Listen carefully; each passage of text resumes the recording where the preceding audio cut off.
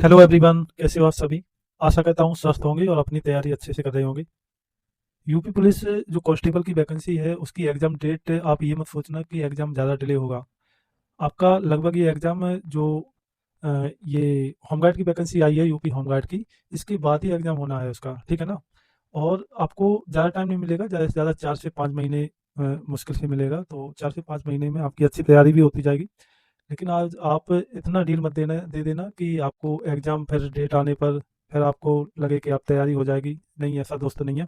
आपको तैयारी अच्छे से करनी पड़ेगी क्योंकि यूपी कांस्टेबल में कंपटीशन अच्छा रहता है, ठीक है ना।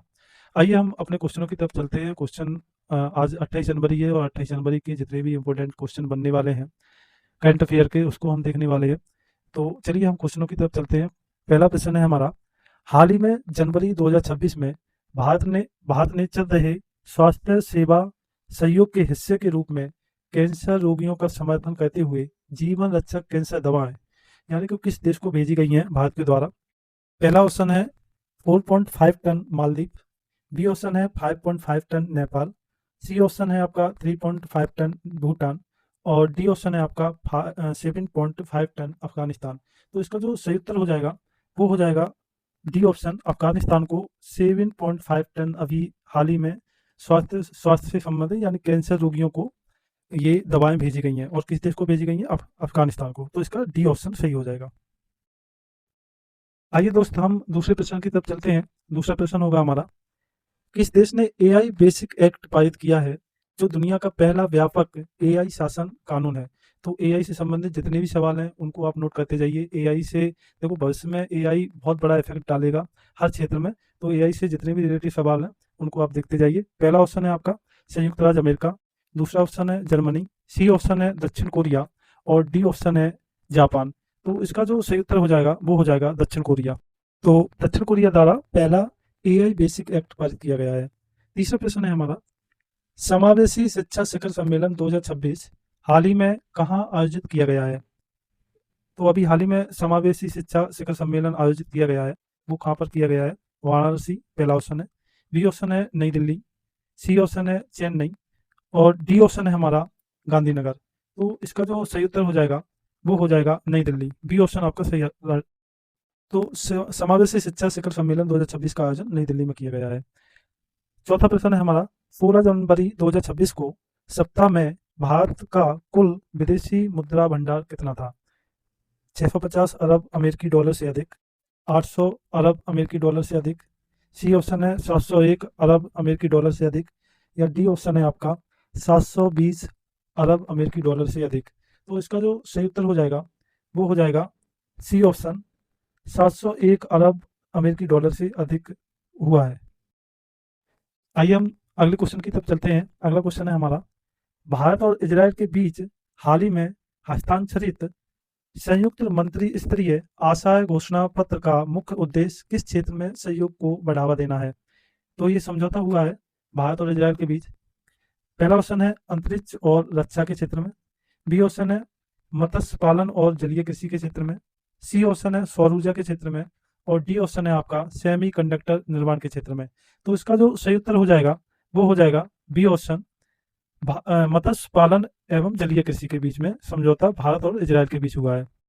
आपको अंतर्राष्ट्रीय जो घटनाएं हैं, जो करंट अफेयर है, उनको भी ध्यान में रखना है। अंतर्राष्ट्रीय घटनाओं से संबंधित क्वेश्चन बहुत बनते हैं करंट अफेयर से, ठीक है ना। हर एक एग्जाम, कोई सा एग्जाम उठाकर देख लो आप, अंतर्राष्ट्रीय करंट अफेयर उसमें पूछा ही जाता है। छठा प्रश्न है हमारा आज का, जर्मनी के चांसलर फ्रेडरिक मर्ज ने अपनी पहली भारत यात्रा के दौरान प्रधानमंत्री मोदी के साथ इस शहर में इंटरनेशनल नेशनल काइट फेस्टिवल 2026 का उद्घाटन किया है। तो ये इनकी पहली यात्रा थी। इनको याद रखना है, आपको नाम याद रखना है, फ्रेडरिक मर्ज। और ये कहाँ के चांसलर हैं? ये जर्मनी के चांसलर हैं। तो आइए हम ऑप्शनों को देख लेते हैं। पहला ऑप्शन है गांधीनगर, बी ऑप्शन है अहमदाबाद और सी ऑप्शन है बेंगलुरु, डी ऑप्शन है हैदराबाद। तो इसका जो राइट आंसर हो जाएगा वो जो इंटरनेशनल काइट फेस्टिवल 2026 का उद्घाटन किया गया वो किया गया अहमदाबाद में। आइए हम अगले प्रश्न की तरफ चलते हैं।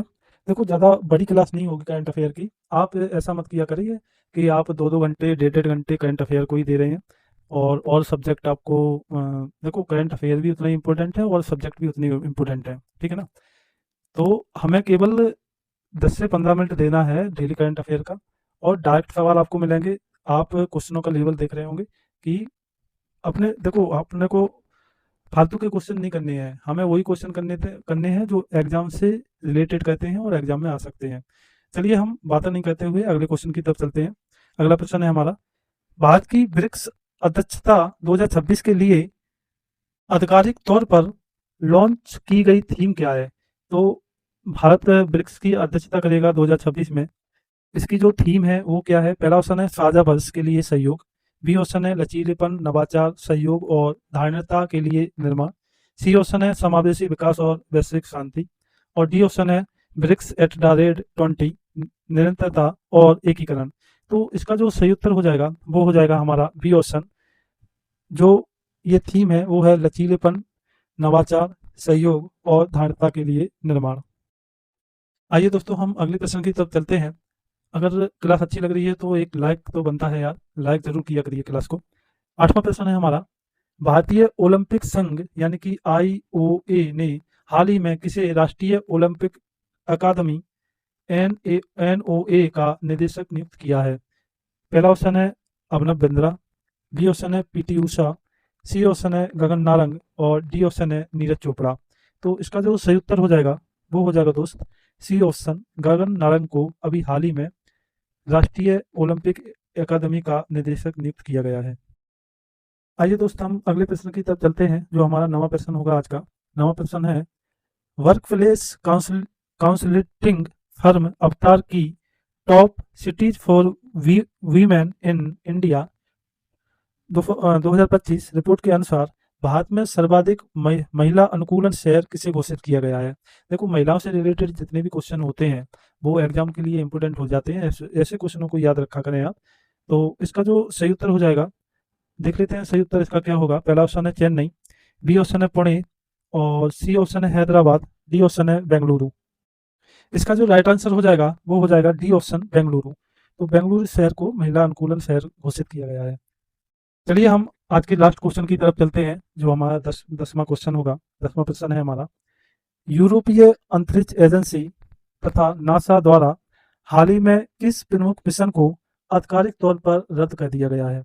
तो एक मिशन जो है उसे रद्द कर दिया गया है, किस किस के द्वारा? एजेंसी, यूरोपीय अंतरिक्ष एजेंसी द्वारा और नासा द्वारा।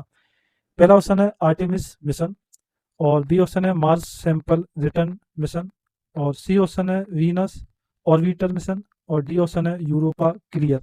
तो इसका जो राइट आंसर हो जाएगा वो हो जाएगा B option, Mars sample return mission को अभी हाल ही में नासा और यूरोपीय अंतरिक्ष एजेंसी ने रद्द कर दिया है। तो आज के ये थे 10 क्वेश्चन। कैसी लगी ये क्लास जरूर बताया करिए, और अपनी एग्जाम की तैयारी करते रहिए अच्छे तरीके से। चलिए मिलते हैं नेक्स्ट क्लास में, तब तक के लिए जय हिंद।